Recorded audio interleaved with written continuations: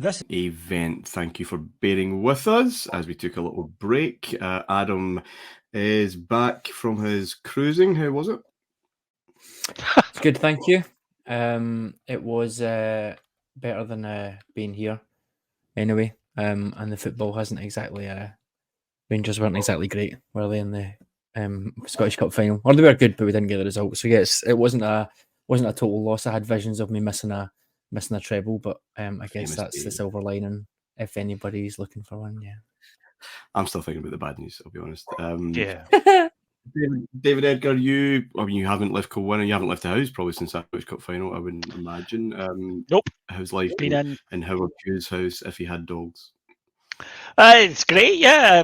Lovely and sunny outside, which I like because it looks nice out my window. Yeah, no, you and I were at that Scottish Cup final, and trust me, Adam, we would have swapped to be on a boat somewhere nice and warm and lovely. But here we go, lads. This is a positively Brobdingnagian group stage, big and huge and all over the shop, and we've got our work cut out.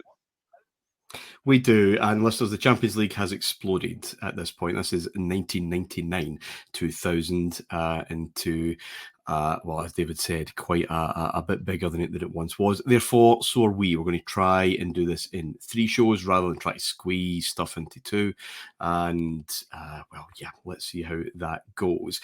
Adam, this is the first time you're getting 4th place teams in some leagues getting through, 3 in some other countries. It really is starting to get pretty huge. Couple of notable casualties in the qualifiers, though. Lyon knocked out by Maribor, weirdly enough. And of course, the great powerhouse of Serie A could not field all 4 of their teams because Parma was scudded at Ibrox and couldn't quite make the deficit up famously in Italy. But that's pretty much it. There are a plethora of big names taking their place in all of these groups. Yeah, and you can see I actually hadn't thought it changed as quickly as it did in terms of the 4th places coming in. In your head, you don't think it's just going to be 4 or 5 seasons later.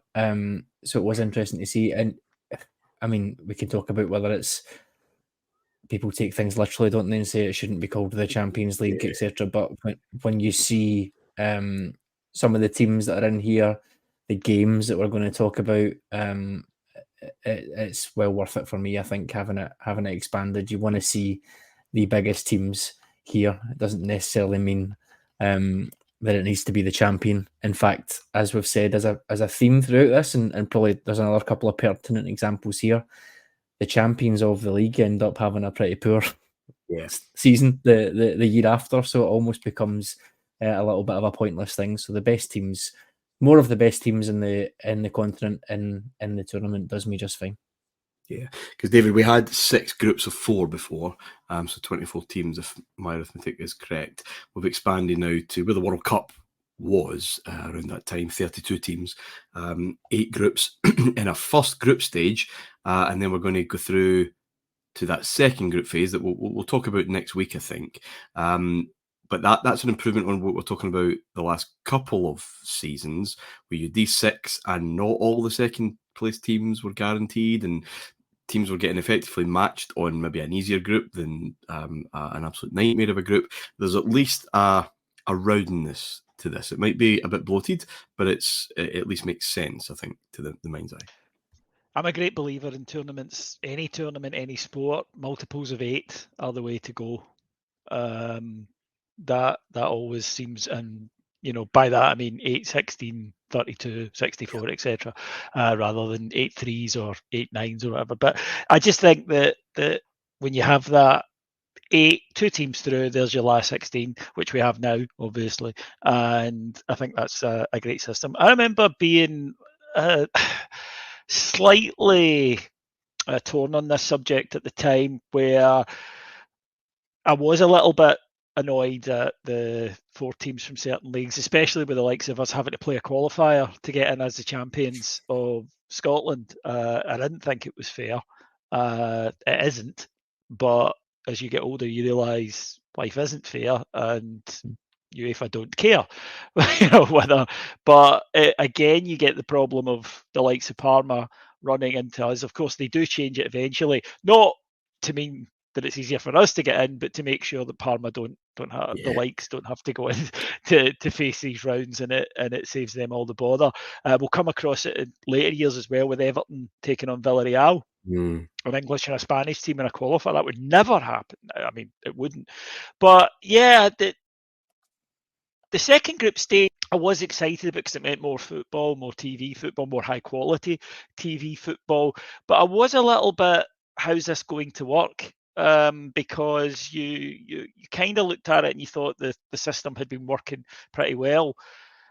And the innovations had seemed almost natural, almost organic. This felt like someone had sat in a room and said, right, how can we maximise the revenue from this, as opposed to just natural feeling growth. So it was quite interesting to see how it would work, and what it meant in actuality is you were basically playing European football all season.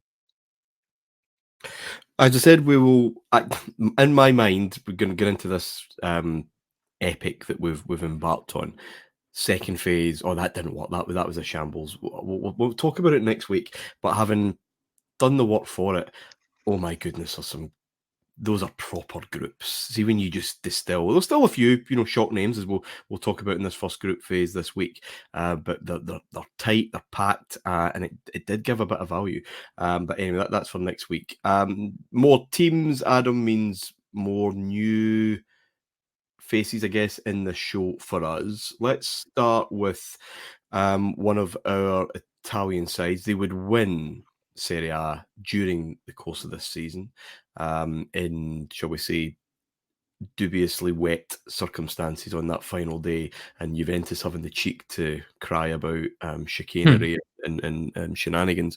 And this is one of the most appropriately named teams in football, SS Lazio. Yeah, we can guess what the SS stands for in reality, but tell me about them at this time. You have another Inzaghi, you have Marcelo Salas, whom everybody loves after World Cup 98. You still got Stankovic there, Conceição's there, Sinisa's still there, Iniesta's still kicking about, and of course Simeone, yeah, they're managed by Sven. How different was that Lazio team to what he would do with England very quickly, actually, late 2000? Is it that 4-4-2, or was there a wee bit more variation with him? It's similar for sure. Eriksen for me is very much in the Ancelotti and Del Bosque sort of category of here's all the players now try and come up with a solution. Famously didn't really work with England, and I think with this one there's just an absolute embarrassment of Richie's that it almost couldn't not work. It's an interesting time in Serie A here because they're really starting to fall off. Now, it's weird because you look through the squads, and this Lazio squad, I think we said on either the first Q&A or the second Q&A, it's one of the best squads I've ever seen. And Nedvěd as well. Yeah, it's ridiculous. It's one of the best squads I've seen. However, maybe this is the start of decline, and as you know, everybody likes to be dramatic about things and say this is the point that everything went to shit. But I think they're now starting to get left behind. Serie A in general, I'm talking about here. They've all moved back to three at the backs, with the exception of Lazio. I think 2/3 of Serie A, or even 3/4, it might be as much as that, had moved to a back three again. Lazio are the only one out of the big seven that are still playing a back four at this point. They're almost, well, Saki himself wasn't happy with this. He said they've almost like they kind of went back 15 years and retreated into kind of Catenaccio, I guess. And he just wasn't happy with it. He thought they were becoming a little bit insular, which at a time when everyone else is opening their doors, essentially. You've got the Bosman rule, and you've got the European, like 2000 European the Euro, all that sort of stuff is happening, he felt like they went a little bit insular and almost like sort of closed the borders up. Maybe it was just sort of reverting back to what you know after the big money starting to be spent by Madrid and the Premier League sort of coming to the fore. They've sort of just went back into themselves a little bit, and I think they really suffered for that. And it doesn't happen immediately. They've still got some great teams up until I guess the mid 2000s, really. But you can sort of see it starting to come, and they're starting to be a little bit insular. But that doesn't take anything away from where Lazio are just now. Lazio are fantastic, brilliant season, like you said. Won it the last day, won the Coppa Italia as well. Beaten by Valencia in the quarters, and that's, I guess that's a bit of a what if there, because either one of them, both of them are having a really, really good season there, and either one of them would have got to the final, I think. So an interesting one. Would Madrid, Lazio have been more of a contest, equal, more of a contest, more of a fair fight? I think probably, but I think we'll come on to that. But yeah, it was a really interesting team. We discussed the embarrassment of riches that they had. Marcelo Salas, for me, I don't know if it was a championship manager thing or not there, but I just absolutely loved him. I just thought everyone did, Adam. I think it maybe France 98, even your more kind of casual viewers, that Chile team everyone loved because they sing an anthem well and they play some great stuff. But he had something about him that everyone just kind of fell in love with Salas. It's interesting as well because he wasn't, I guess you could say this with Batistuta as well, but they're not exactly larger than life personalities. They're kind of, they're glam though. You know, they've got the long hair. They look South American, if that our stereotype of South American. They've got that glamour, the cool names, you know, even just Marcelo Salas, Gabriel Batistuta. They sound cool, they look cool, and they score loads of goals. And I think that they play into our stereotype of, you know, I think we've got two, the glamorous South American forwards and the absolute hatchet man, complete bastard of a defender. So I think that Salas fit into that. 100%. And then you mentioned Simone Inzaghi as well. I mean, you wouldn't really think he would be a sort of lesser light of this team, but he gets 9 goals in the Champions League this year, and he's really starting to come to the fore. So they even had players that you maybe thought were a little bit unfancied were coming in and smashing it. They were a really, really strong team. And yeah, I remember, I was still a bit annoyed at Valencia putting us out, but I remember really wanting Lazio to try and get as far as they could, because I was still a massive Serie A fan at this point, and they were the only hope for Serie A at this point, to try and end the Spanish domination in the last few rounds. Yeah, we'll come to all that. It's a good point about maybe this tipping point of Serie A. They'll have their own final in a few seasons, but that does seem a bit of an aberration, and they're going to go bananas with money in maybe a year, maybe that summer of 2001. Especially Lazio, who just went crazy and didn't sign well, shall we say? But anyway, Verón was there. No, he was. Was Verón at Lazio? It was just dripping, absolutely dripping with talent. Davey, they're in a group with Dynamo Kiev, whom we have shown a lot of love for. Not quite the same Dynamo Kiev this time, because Sheva is now at Milan. Bayer Leverkusen are in that group. Again, another team recently scudded by the famous Glasgow Rangers, of course.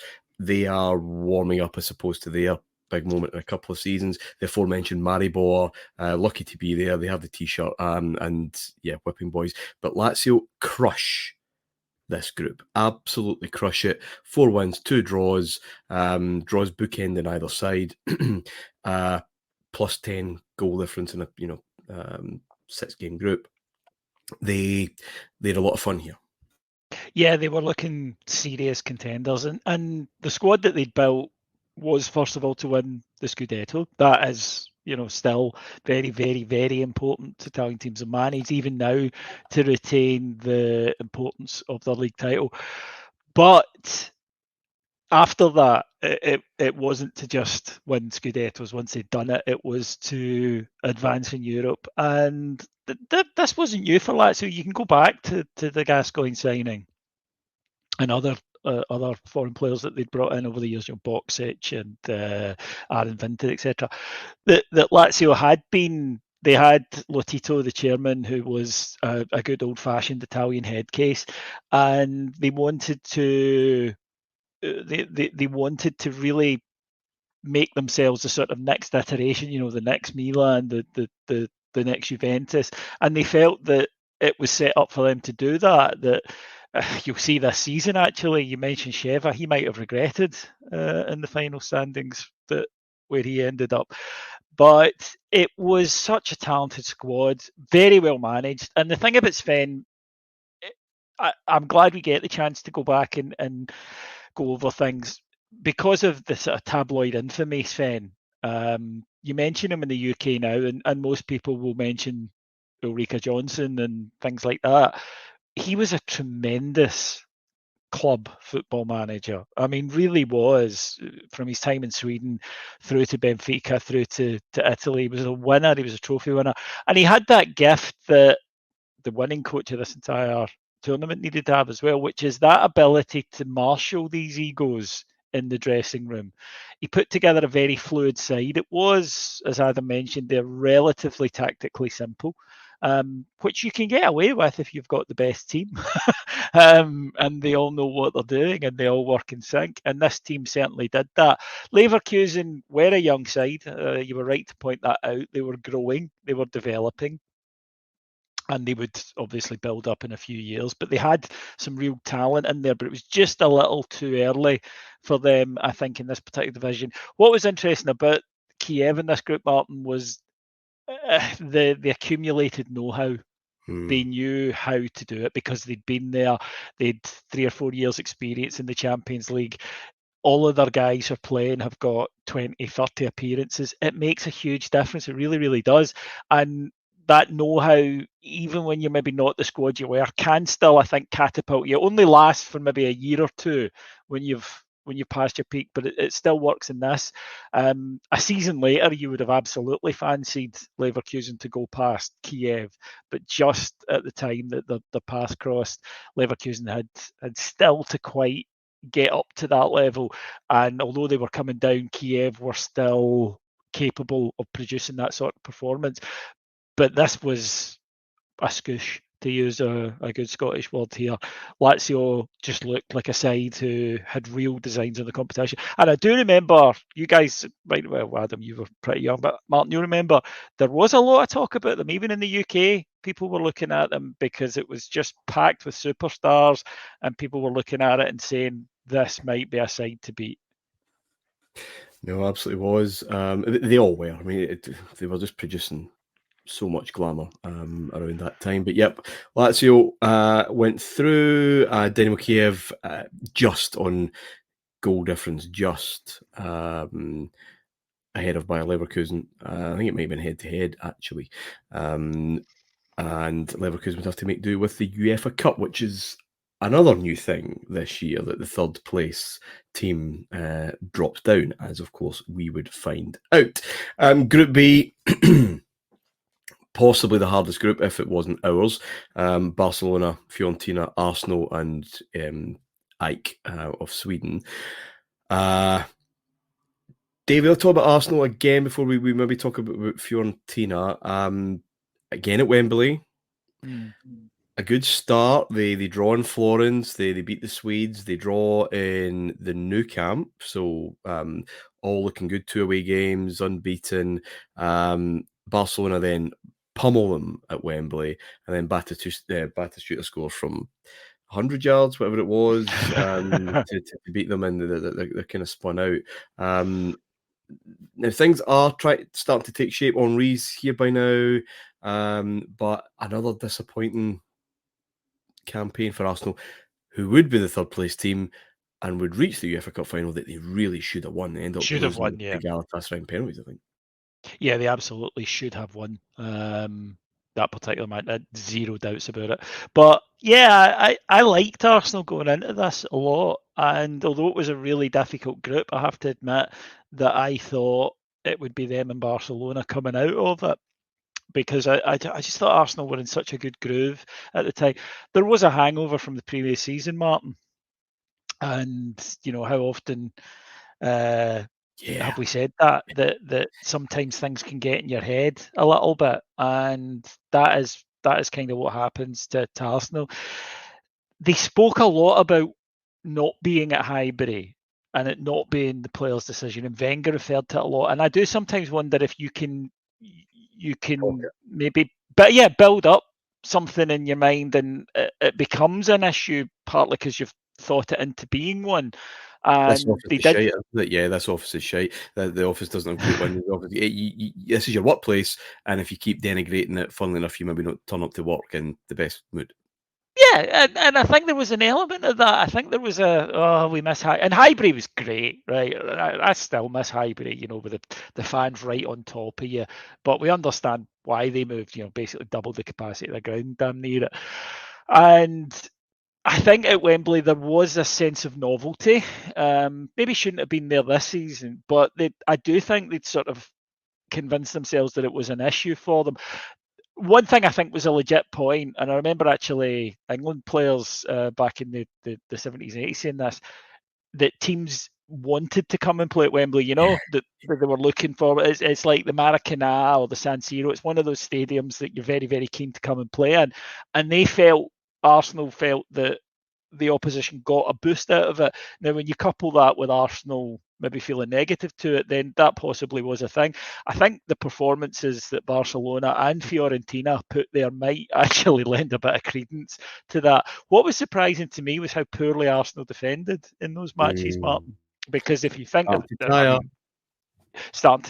that's it in a nutshell. It's starting to break up a little bit, but they were really, I think, open in a way that you just do not associate with that era of Arsenal.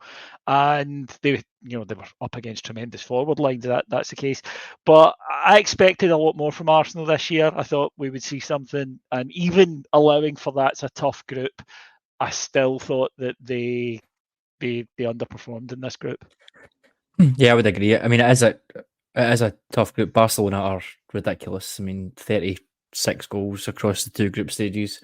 It's like well over 3 goals a game is just frightening. But yeah, only taking 1 point from Fiorentina, I think is the struggle there for Arsenal. Like you said, that Batistuta goal at Highbury killed them. But yeah, I would have expected them to do a little bit better. I mean, Fiorentina were good. This was probably the best that they would get to. Batistuta was banging them in. They had Thomas Repka, Rui Costa.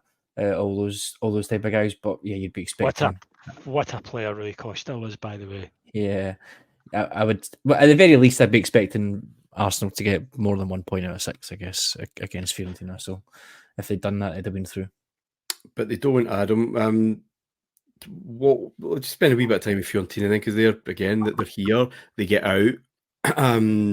What are they? Because again, a wee bit like Sampdoria, a team that everybody loves. Hmm. Apart from Juventus, the strip. Obviously. Yeah, it is. Yeah. For both teams. Yeah. Well, what were the sponsors? Is this Nintendo? Is this Nintendo? Can't remember this season. Yeah. But, this is Nintendo. Yeah, it will be. Toyota was the 2000s, I think, wasn't it? It was a bit later. So how were they set up? How were they getting their success? Was it all on the fact that they had this incredible forward? I mean, you never really want to say no, but yeah, pretty much. They had a really, really strong team. Like I said, Batistuta was unbelievable. At this stage, I think for me, second best striker in Serie A, behind Ronaldo. Obviously, he scored 20 league goals in 3 or 4 seasons in a row. Obviously, the incredible goal against Arsenal that you mentioned, and the goal against Man United.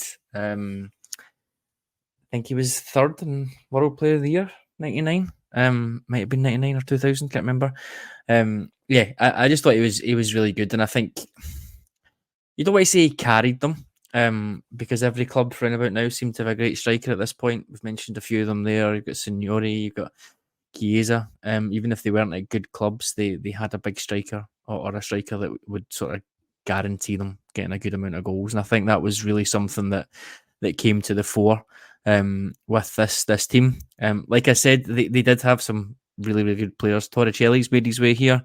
Mijatovic has made his way here from previous shows. They've got Angelo Delivio as well, who also has made his way here. I guess it was sort of built on that front too. They had Abel Balbo, who was another player that I thought was pretty underrated. He was at Parma. Is it Parma? Was it Parma the year before? Yeah. He was such a great partner back in a 4-4-2 era. He was somebody who just, maybe because he was never seen as the more glamorous in the partnerships he played, that he was a wee bit, like Bebeto with Romario. He was willing to sort of subsume his game around the others, and he was such a willing partner. 100% was, and I think you've summed it up. Trapattoni's a manager this year as well, so you can sort of imagine, I guess, how they're set up. But yeah, I think it was all very much geared on get the ball to that front three of Rui Costa sitting in behind Batistuta and Balbo, and then behind that, I mean, Thomas Repka, Torricelli, Adani. You can sort of understand what they're going for. They've got Guillermo Amor at this point as well, who obviously had been at Barcelona. He didn't have a fantastic time. Very underrated player, Guillermo Amor. Really was. Also for the Spanish national team as well. He's a terrific player. Modern in the sense of his ability to keep the ball moving and to be involved in quick dynamic passing movements. He would have fit that Spain team a decade later as well. Really quality player. Getting on a bit here. Yeah. Sorry, just a Batistuta then, sorry. And forgive me, it was the long range effort was the next phase against Manchester United. This one was in the box. Yeah. But what was so typical of, and you could see it in Serie A so often, is that you think he's going to take another touch, and that other touch is in the net, and he would release before the viewer thinks it's time to release. Certainly before defenders thought it was time to release, regardless of where he was on the pitch at times.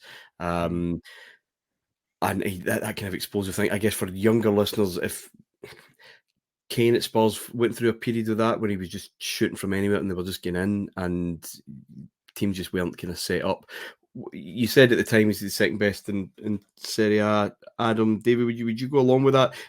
Scholars of international football think he's I don't agree, by the way, but a touch overrated because he's filled his boots in 2 World Cups against Greece, who were terrible.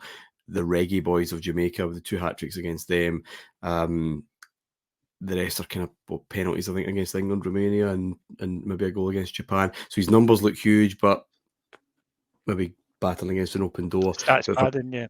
Yeah, but for club, I guess his career choices, he should have more medals, really. I think that's, I guess, what it comes down to. He's going to do it in a couple of years at Roma. But this... he should be dripping with them. Should be keeping fit, just wearing them about the house, really, because he was that kind of good. He did kind of effectively what Kane did last summer, which he was very, very, very happy at Fiorentina. I mean, he genuinely, he loved it. He loved Florence, understandably, but he wanted to go win things, and that's why he goes to Roma. Now, bear in mind the source here, but a wee bit of a main event revelation. David Murray once told me that we got offered him in the summer of 1996, but that Murray felt the fee was a little high. Now, David Murray was capable of telling fibs, but that one, I think there might have been something in it. Can you imagine? I can't imagine Gabriel Batistuta playing at Fir Park, but it could have happened. I tend to think, Martin, a bit like you, this is the proving ground. Did he score goals in this tournament? And if he did, then because he scored, Adam's right. See the 4 years in a row he gets over 20 goals in Serie A. Remember the quality of defending and the type of football that was played there. That's 40, really. That exactly. I mean, in the Eredivisie goals, it's about 300. And I think that if you take that into account, Argentina, there's so many egos and there's so many different players, and the coaches are usually mental in this era, that I think that for me, this is the measuring stick, and he was always capable. But he was one of these players who found a club. He loved them. They loved him, and he was quite happy there. But he does eventually say, actually, you know, I'd quite like to win something, and he goes off to Roma, and of course, famously, they strip him to his jockstrap on the park. And he was such a wonderful footballer because, as you said, Martin, it's the ability to first of all to conceive, I can get a shot away now, and then to have the balance and everything ready, and then select the right shot and then execute it. It's such a tough skill. These are top defenders we're talking about in this tournament, and he's and top goalkeepers, and he's getting the ball past them because they simply are not expect. That to me indicates this is a skill that nobody else at the time possessed. They weren't facing people who did this because they weren't set for it. That I think is pretty special.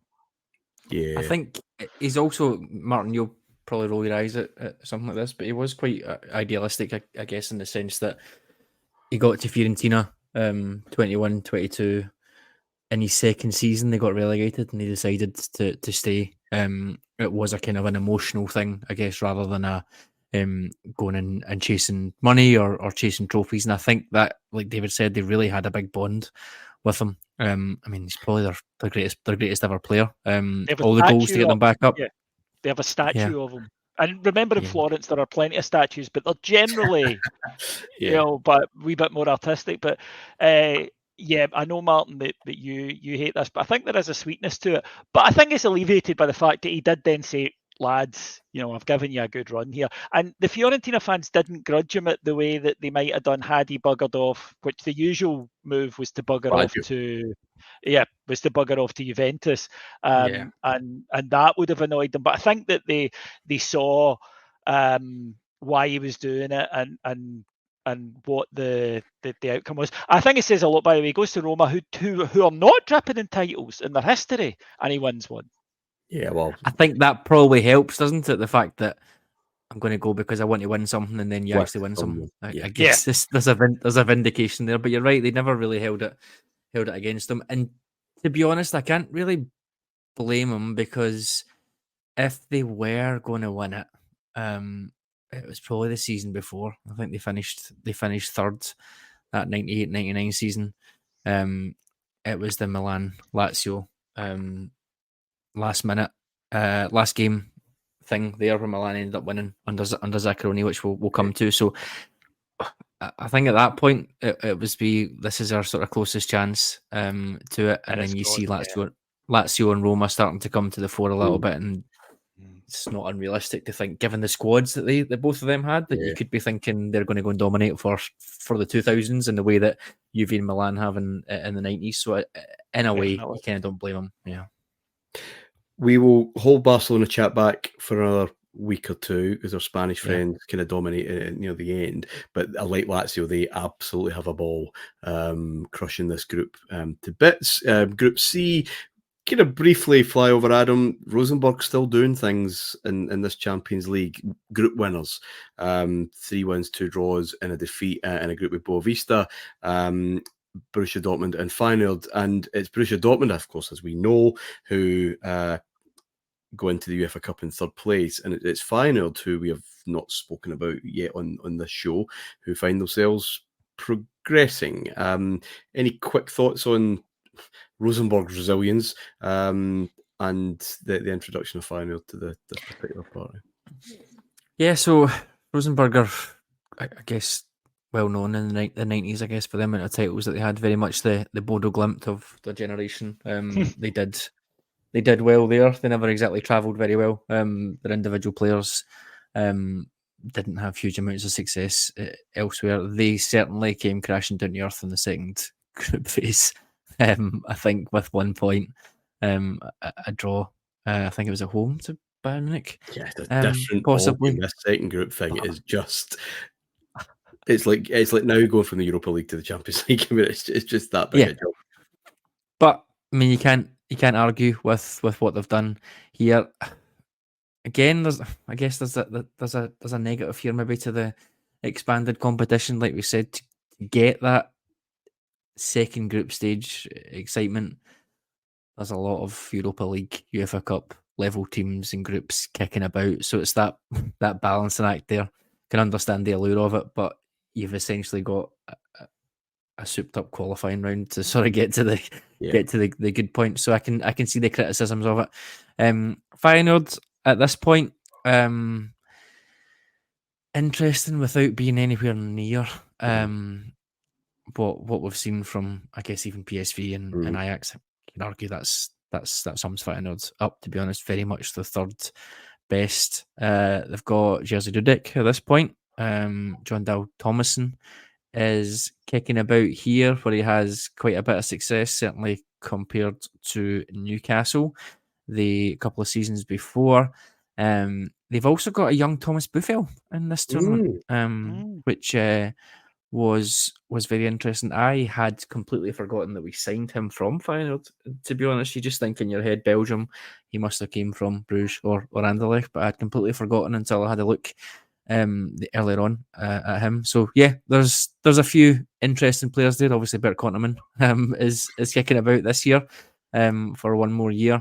And a couple of older Dutch players. Peter van Vossen is in the squad as well. Yeah. So there's a few nods to Rangers in this, and yeah, they weren't exactly fantastic here, but yeah, this is what I mean when you've got Feyenoord and Rosenborg in a group with Boavista. It is a bit Europa League. I guess the big shock here is obviously Borussia Dortmund finishing third in such a poor group just 2 years after they've won the whole thing. Yeah, and definitely as a Rangers fan, when the draw's made, you look at our group, you look at Arsenal's group, and you look at this one. There's another one as well. You're like, oh, come on, lads. I mean, it is literally the luck of the draw. Group G, I think it is, isn't it? Yeah, Group G's got Sparta Prague, Willem 2, and fucking come on. We'll come to them in a minute. Manchester United, we'll talk about in more depth next week. The holders, of course. Maybe starting after the, let's say, difficult groups. The past few years we've covered them, but maybe starting this now very familiar trope that they always get easy groups because they made fairly decent work of Marseille, Sturm Graz and Croatia Zagreb to top that. But Marseille are back, David, following their shame. Robert Perez is there, Ravanelli, Dugarry, William Gallas, Bakayoko. There's quite a few players that we know. Again, yet another French club, a different French club, making their name through the 1990s. The talent that France was producing throughout this period is ludicrous. Generally, I remember the big buzz being about Robert Perez, with Arsenal and Manchester United said to be both fighting it out for him. And I also remember he was the most expensive player in that season's champ manager. If you wanted to buy him, he was the most expensive, 12.5 million. So that that impressed me back then. Yeah. But he, they were a good mix of the familiar Ravanelli, guy who probably is in the downswing. That's why he's there. Of course, not as far as he would swing down, as he ended up playing at the Dens Park with Ceramic Tile Warehouse as his jersey sponsor. But they had such exciting young talent coming through. I retained some bitterness. I won't lie about it, and didn't wish all the best on them. But I remember looking to see Perez to see if he was as good as they had, and he was. He really was. Just you could see the quality that was oozing out of him. You could see why the English clubs wanted him as well. And of course, he goes on to, I mean, can we call him an Arsenal legend? I think we can. Utterly fabulous player for them in his time. And he cost a lot less than he would have in champ manager. He cost them about 7 million, if I recall correctly. So, they were a good group, but I think the teams in that group knew they were playing for second, really. Yeah, Ravanelli was a weird old post-Juventus career, wasn't it? Yes, very. Middlesbrough, fair enough, chasing money. Middlesbrough at that time was a move that made sense. You're going to get paid for it. They seem on the way up. A lot of that makes kind of sense. But yeah, he is floating about everywhere. Because it's so up and down as well. Because you've got going back to Marseille. Okay, fair enough. 18 months there after being at Middlesbrough and them getting relegated. But then January 2000, Lazio, just out of the blue, I'm going to go to Lazio for another 18 months, and then Derby County, and then Dundee, and then back to his hometown. But the name strange as anything. carried so the name carried so, and he was such a distinctive player, you know, the grey hair and everything. That he was a guy whose fame did very much precede him. Lazio brought him in with an injury crisis going on, and you know we've all seen that movie. I'll go and get, when you could do that, of course. I'll go and get a short-term experienced player who can come in and we can rely upon. Doesn't really set the heather on fire. Witnessed by his next move back to England to Derby County. But you know, players go into this kind of, I think once they're sated medal wise, these top guys, it's like, this is how much money I want, and if a club will pay it, they will go and they will turn up and they will perform willingly. You could argue the same about Ericsson post England, that he managed in some far out places, and I think a big part of that was, this is my fee, and I'm not really concerned with adding. I feel I've already achieved my goals in football. The problem is, of course, that if you do that, you actually can end up taking some of the luster off you, and people remember the weird ending as opposed to the glorious start. That's a really interesting precursor to someone we're going to talk about quite a bit in this show, because Hector Cooper is still managing and is the national manager for Serie A, which, when you think imagine 20 years ago, just got to the stage, Valencia into Milan, even back to Mallorca for a bit, and then you think in 10 years' time he's going to be at Egypt, Uzbekistan, Democratic Republic of Congo, and Syria towards the end of his career. It's funny, yeah. All the hits. Real Madrid, we will again talk about a wee bit more next week. They do top the group in the end over Porto, Olympiacos and Molde. Real Madrid managed at the start of the season by John Toshack. There is a change. It'll be quite a fundamental change for them halfway through that season. Porto probably should have won this group. They beat Real Madrid 2-1 in the middle.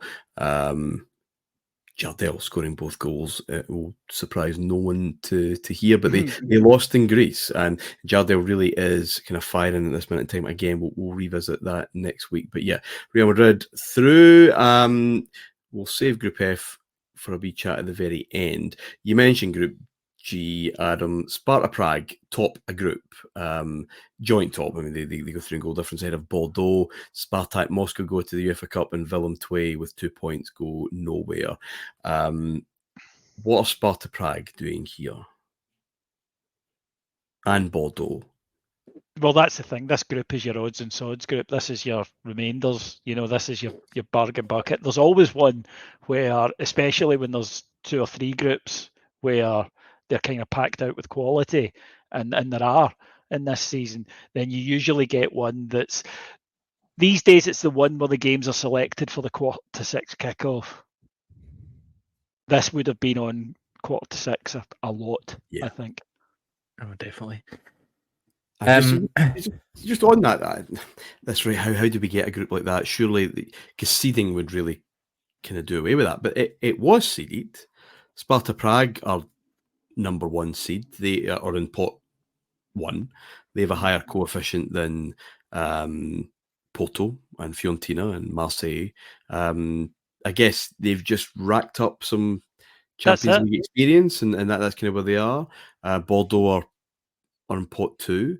We're obviously in pot 4, but yeah, it's you do get those kind of weird group. The other one, before we just have a wee moment on Rangers, is the final group, and another English entry to the party, David. Chelsea under Gianluca Vialli. A lot of fun. Vialli's kind of high point there. He's going to get punted the following season for Ranieri, but they would win another FA Cup at the end of this season, and they do particularly well. Flo, Zola, Wise, Leboeuf's kicking about, Petrescu. I love this Chelsea team. All the favourites. Deschamps and Albert Ferrer. The thing about this your Chelsea team was, Chelsea throughout their last 30 years. I've never been the most popular club, but nobody. I'm not sure it was possible to do so unless you were a psychopath. And I think that a lot of neutrals were rooting for him. And he takes the job in difficult circumstances. I remember when Hullet has the spectacular flame out, and Vialli seemed a bit of a kind of left field choice. But he'd been such a popular player, and he was such a dignified guy, and really polite, and even in his interviews at the time, that he came across well. But this Chelsea team, that there are some like Didier Deschamps. There's real quality in there, and I think that also Chelsea had racked up a bit of European experience. Martin, remember they'd won the Cup Winners' Cup, and they had. Well, 98. They'd been a side that had that had plenty of European experience. Even obviously some of the players that they signed did come from without as well. I thought, looking at that group, that they would win it, and they did, and they should have, if you look at the quality player they have compared to the quality of the other sides. But the way they did it was quite impressive, and I think there was a sense from certainly people in the London media that Chelsea could be a serious threat in this tournament, because I think there was a sense of this is a side who, in cup competitions, as you mentioned, Martin, were very, very good at crossing the line. Yeah. Usually, they were a kind of third place in the league side. And you tended to... They would be involved in the title race till about March most years, wouldn't they? And then sort of fall away a little bit, it feels to me. But there was certainly a sense that in a cup competition that Chelsea had the know-how and the proven track record of crossing the line. So I remember there being quite a lot of, Manchester United were obviously the most rated side, but there was certainly a feeling in the south of England that Chelsea could go on and do something. Yeah, I remember Brian Laudrup telling me, so I'll just pick that name up off the ground, when he was going to kind of finalise the Chelsea deal, because that 97-98 nightmare, he said, I'm not talking about it until March or something like that. He was going to go to Chelsea, and he was going down to meet Hullet, and Hullet was not there. It was Vialli. He said, well, what's this? What's going on? Yeah, the manager is being changed effectively, and Vialli came in. It's a good point that David makes about the popularity, Aaron, because they were not a well-loved team. They no longer are, but there was this kind of moment. Vialli was one of those players. Hullet definitely was. That people said, well, does this really show what English football is? That you're getting, it's a retirement home for those who have made it in Serie A, basically. Didier Deschamps fits into that bracket probably around this time, although he's going to go to the Euros, isn't he, and lift up another trophy with France. It's not as if he's completely kicking his heels totally. But the Zola and the signing of Zola, not that long before this season, does that say something a wee bit different, actually? Because I think Zola came in midway through this season, that this is not a cast off. This is a player that's still got a lot more to give, and English football and Chelsea's ambition, other clubs of course would join it, is maybe slightly different now. Yeah, I take the point, and I guess there's always that, like we said earlier on, things just don't happen with a click of your fingers. There's always a bit of a transfer there. United had a pretty clear identity with the English players coming in and the way that they wanted to play. They obviously got a bit of success in the Scandinavian market. Arsenal's was obviously moving towards, or always was, the French market for a couple of years, and I guess Chelsea, whether it was on purpose or by design, decided to look to the Italian market and try and get value for money. Now, obviously, the strength of that market meant you're not going to get value for money. You're not going to be able to afford the sort of creme de la creme, so you then try and see what you can get. Yes, Deschamps wasn't that old, but he retired the summer after. I think he was they won the Euros, and then he was at Valencia for just the one season, and that very much felt like a last payday because they didn't do very much at all there. So they're sort of coming to the end. Desai is there for a number more years, but he's 31, 32 at this point. Still brilliant. Zola was still fantastic. Yeah, Zola, I think to your point, Zola was terrific. Again, one of these players, I always liken him in my head a little bit to Cantona, and complete polar opposite personalities. But I guess in terms of when they've left their sort of domestic leagues, they're not leaving in a blaze of glory. They're not leaving as a loved son. They're leaving because they sort of don't quite fit with what is happening in those leagues, or they've had a disagreement, and 15 disagreements, I'm sure, in Cantona's case. 600 red cards. So that was a bit of a perfect storm, but I love Chelsea around about this time. I think I've said it in a few shows. Hullet, Vialli, they just had loads and loads of really fun players. You mentioned a few of them there: Baba Yaro, Lasso, Leboeuf, Carlo Cudicini kicking about as well. Di Matteo is in there. Gus Poyet, Flo. Even Chris Sutton couldn't really put me off them. And he was only there a year, and he was rubbish. The thing about Chelsea is that this is, I feel, the first sort of iteration of them utilising where they are. The West End of London, and it's become a signature move of theirs over the years. I mean, even summer 23, that they go for Caicedo along with Liverpool. Now, from a football point of view, there's no decision to be made there, is there? You go to Liverpool, but Caicedo along with a few others, like Romeo Lavia is another one. They want to live in the West End of London, and it is that pool. It's do you want to live in Wisconsin or New York? Do you want to live in Nantes or Paris? And Chelsea have been very, very good over the years, I think, at utilising and selling where they are. And this, I thought, was the first sort of real era, this kind of 5-year period, where they began to utilise the power of location. To back up your point, I guess, about that sort of over the hillness, George Weah signs for them this season for just a few months, I think, before his Milan contract ends, and then he ends up at Man City, doesn't he? He does. Another ill-fated spell, but he's 34 at this point, so that point about Serie A and maybe not the cream of the crop from Serie A coming in at this point sort of reinforces, I guess, that view. Yeah. Final point, Adam, just on us.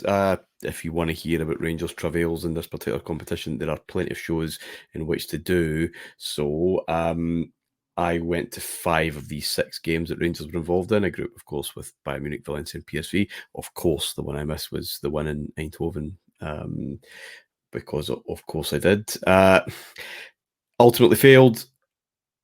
But again, look at some of those groups, and that's, I think, the hardest group Rangers have had in the Champions League, relatively speaking, in terms of quality of us against the opponents. You would probably say the last time we were in it, but just in terms of where those teams were. We're going to talk a lot about Valencia coming up. Bayern Munich were minutes away from being champions of Europe, of course. They will do so again. Where does this particular output sit with you compared to our embarrassments in the couple of occasions before that? I think this is definitely the toughest group in the initial stage, because we mentioned that Arsenal, Barcelona, Fiorentina group, but they had AIK there as well. So in essence, they were all guaranteed European football. Very much not the case for us going in as pot 4 and having that. Having the 3 teams that we did in Valencia, like you mentioned, get to the final. Bayern got to the final the year before. PSV, always really, really good, certainly around this time. So yeah, I think it's definitely the strongest. I think we absolutely held our own in there. We know how close we got, I think, in this one, and then we obviously know how unfortunate we were. Plenty teams have had worse Champions League campaigns and topped their groups, I think, and to be honest, probably won the whole thing, and not played as well as we did in some of these games. Advocate in Europe was interesting. He changed it up a bit more than he did in the domestic competition. We'll come on to in future seasons his looks at sweepers and bringing in curveballs and changing how we play more in the attack. But yeah, he was interesting for us because he was more of a Louis van Gaal type of Dutch coach than a Johan Cruyff type of Dutch coach. He definitely wasn't a total football zealot, which is a little bit strange when you think that Rinus Michels was his mentor as well. It's just funny how two or three, we've mentioned this with Van Gaal and Cruyff before, how they can diverge so much from the same person. But he was very flexible. 4-3-3, 4-4-2, 3-5-2, depending on what we had in Europe. I interested to get your guys' thoughts on this. You've probably covered it before, but I know the Moles injury gets the headlines away in Munich, but I think for me the crucial game was the Munich game at Ibrox because it was 100% cheating, diving German bastards. It wasn't a free kick at all. But never a free kick in a million years. Arthur Newman gets absolutely done there, and then it fucking deflects it. Sorry, not that bitter. Wild deflection from Tarnat's shot. But what I would say about it, and you might not agree with it. The wall for this free kick is an absolute abomination. Watching it, but I watched it back earlier on today. Actually, is it Reynan van Bronckhorst and someone else, can't remember who the third person is, are in the wall. There's a big gap in it. There's three of them in the wall. There's a big gap in it anyway. But then you see Rocky Santa Cruz, who's on the penalty area. You see him. I don't know if he notices the gap, because it's definitely not a planned thing that he's going to come and disrupt the wall. It's very, very last minute. He gets himself in the wall and is sort of jostling him about. It looks like a spur of the moment thing. It disrupts it even further. By the time Tarnat is even running up, it's just an absolute riot of a wall. It hits off Santa Cruz, obviously, and flips into the net. So it's really cruel. It wasn't a free kick to begin with, but yeah, it's one of those things. The other lesson, Adam, was that we're running down the clock. We're in control of this game. We've been battered in Spain, and we've now got the team that were so close to being champions of Europe. We're beating them, and Barry Ferguson is charging ahead, instead of keeping the ball, giving the ball away, and that's where the free kick comes from. That's it. If you keep the ball and you see the game out, I think that there was a lack of confidence after that doing that we got in Valencia, because it was 2-0 going on 8. But yeah, you can look at it as an opportunity missed, but we really punched high this year against a right good group. And I remember even at the time when I saw, the first leg, again, the first game against Valencia, Martin, I think you'll agree that our expectations were high, and that was one of those nights where you go, we're rotten rather than they're great. But then when I saw them at Ibrox, we played really well against them at Ibrox. We were a right good side and we played really well. And I just thought, this lot are special. And it will be evidenced over the next 2 years. Bayern are Bayern, great survivors, the great mentality. They do get very fortunate in the second game. There's zero doubt about it. They get very, very fortunate. Over the 2 games in general, I think that luck does play a part here. The only game, and we take PSV apart at Ibrox, one of the most special nights I've been to at Ibrox, and we of course, go down to Valencia, but I don't, as I say, even leaving the ground that night, I remember just not being raging, thinking they're just a bit too good for us. They were. We're actually not bad in the first half in Spain, and I think people forget that. Amato missed a good chance. It was the second half that they took us apart. I was in the Mestalla that night, which means you're basically watching sensible soccer or Football Manager or whatever kind of view you want to take. It's Subutio, and I've never seen a midfield just pull strings like that, and we're going to come to that next week and the week after, really, as Adam takes us through just how that midfield diamond worked. But it was a lesson that night. Just one final thing, Adam, before we wrap up. Just going to say just a little bit of trivia. Rocky Santa Cruz is still playing now. Away. 43 years old. He's in Paraguay, back in Paraguay, but it's not as if he's just playing. He's like they're in these teams in the Copa Libertadores, like right now, as in same age as now. me. And he's 43. Yeah, I was just googling and trying. It was actually I was looking at the wall and thinking, was that Santa Cruz or was it Zickler? I wasn't sure who it was, and it came up and I was like, that's still incredible. playing. Is the 12-year-old goalkeeper they had in goals that night still playing? I'm sure he. I don't think he was playing by about 2003, Martin. I think he ended up working in a cinema somewhere. He I think they just found him at the training ground and played him. But yeah, I'm not a great one. Rangers fans in general, we're not great ones for glorious failure, but we gave that a right good go, and we were we fell a wee bit short, and it was really disappointing. We'll come back to it next year. When I won't say the same, but I did feel in this one that when we got to the end, I was really disappointed. But I was, I felt the side have given us all they could give us, and they learned throughout the group, and that you saw what they had about them. We should have won the UEFA Cup that year, but again, that's a completely different show. It is, thankfully. Cheers, David. Oh, pleasure. Thanks, guys. Thank you, Adam. Thank you. Next week, the famous, infamous second group phase and quarterfinals. Some incredible matches to look forward to. We will be there next week. Until then, bye for now.